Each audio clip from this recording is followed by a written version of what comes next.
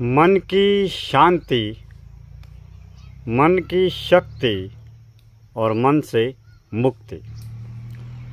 अब जो जीवन है वो मन के द्वारा निर्मित विचारों से बना हुआ है। अब जब हम जितना मन को समझते हैं उतना विचारों को समझते हैं, और जितना विचारों को समझते हैं उतना जीवन को समझते हैं, और जितना जीवन को समझते हैं उतना हम संपूर्ण संसार को सहजता सरलता से समझ पाते हैं। मन की शक्तियों से रूबरू होने के लिए हमें मन के तह पर जाना बेहद ज़रूरी है। मन एक खेत है और इस खेत में विचारों की खेती होती है। अब विचारों की खेती मन का जो रखवाला किसान है वो कहाँ, कब, कैसी, किस तरीके की खेती करना चाहता है वो उस मन की रखवाली करने वाले किसान पर निर्भर करता है। किस खेत में किस तरीके के विचारों को बोना और उन विचारों के जरिए अपने वर्तमान के जीवन का और भविष्य के जीवन का निर्माण करना। अर्थात जो विचार है वही जीवन है और उन्हीं विचारों से संपूर्ण जीवन का निर्माण होता है। और जैसे जिस तरीके के विचारों का निर्माण होता है वैसी ही हमारी सोच, विचार, बुद्धि, विनय, विवेक और वाणी होती है। अब सर्वप्रथम हमें अगर मन से मुक्ति पाना है और मन की शांति को उपलब्ध होना है तो सबसे पहले हमें मन की शक्तियों से परिचित होना अत्यंत आवश्यक है। अब जितना हम मन की शक्तियों से परिचित होते हैं, रूबरू होते हैं, उतना ही हम मन को सहजता से सरलता से समझ पाते हैं। दरअसल हम व्यक्ति, वस्तु, धन, साधन, पदार्थ से जुड़े हुए संपर्कों और संबंधों को जानने, पहचानने, समझने और निभाने में ताउम्र खो देते हैं।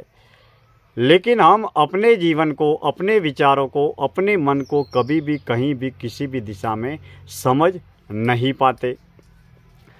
और मन के विचारों को समझने के लिए, मन की शक्ति को समझने के लिए सर्वप्रथम हमें अपने आप को समय देना आवश्यक है। वह समय मौन से भी हो सकता है, ध्यान से भी हो सकता है, अंतर्मुखी आत्म केंद्रित जीवन से भी हो सकता है, मौन से भी हो सकता है या आर्य मौन से भी हो सकता है। अब जब हम मन की शांति को उपलब्ध होते हैं, मन की शक्ति को उपलब्ध होते हैं तो धीरे धीरे मन से मुक्ति पाना अत्यंत आसान हो जाता है। मेरे कहने का तात्पर्य यह है कि बहुत सारे लोगों के पास में अपार ज्ञान है, बुद्धिमान है, विद्वान है, बलवान है, धनवान है, धन, दौलत, गाड़ी, पैसा, प्रॉपर्टी सब कुछ है, धन, साधन, वस्तु, पदार्थ भी है, बुद्धिमान भी है, विद्वान भी है, लेकिन उनके जीवन में मन की शांति नहीं है। अब मन की शांति को पाने के लिए हमें मन को समझना, मन को जानना, मन को समझना, खोजना, पहचानना अत्यंत आवश्यक है।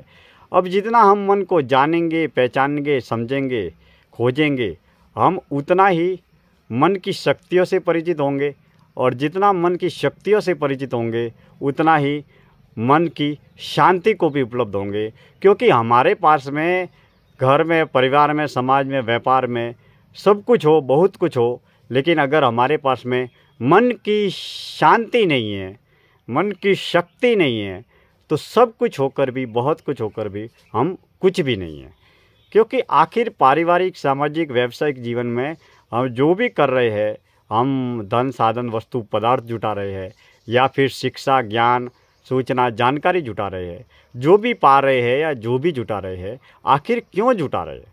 हम व्यापार कर रहे हैं, क्यों कर रहे हैं? हम व्यापार कर रहे हैं सुखी होने के लिए, सफल होने के लिए, शांत होने के लिए, समृद्ध होने के लिए। और अगर अपार और अनंत समृद्धि प्राप्त करने के बावजूद भी हमारे मन में शांति नहीं है, हमारे मन में शक्ति नहीं है, हमारे मन में धीरज नहीं है, संतोष नहीं है, तो किसी न किसी रूप में हमारे पास सब कुछ बहुत कुछ होते हुए भी हम मन की अशांति को उपलब्ध होते हैं। और जब तक मन की अशांति को उपलब्ध होते हैं तब तक हमारे जीवन में सुख, समृद्धि, शांति, सफलता नहीं होती है। स्थायी, स्थिर, वास्तविक और असली मन की शांति को उपलब्ध होना है तो हमें हमारे मन को समझना होगा, मन के विचारों को समझना होगा। और जो साधक मन की शक्तियों से परिचित होता है, मन की शांति से रूबरू होता है, वही साधक धीरे धीरे साधना के जरिए, मौन के जरिए, ध्यान के जरिए, ज्ञान के जरिए धीरे धीरे पहले मन की शक्ति, फिर मन की शांति और फिर मन से मुक्ति की यात्रा तय कर लेता है। यानी कि संपूर्ण विचारों का बाजार, मोह माया का बाजार मात्र मन के विचारों का संसार है। दोस्तों, आज की जीवन दर्शन की यात्रा में इतनी ही बातें। कल हम किसी नए विषय को लेकर फिर से आपसे रूबरू होंगे। जीवन दर्शन यात्रा में इस वाणी और विचारों के जरिए समाज, युवाओं को जोड़ने और जगाने की यात्रा में आप सब जुड़े हैं। मैं दिनेश्वर माली आप सभी का तहे दिल से हार्दिक आभार व्यक्त करता हूँ। बहुत बहुत धन्यवाद।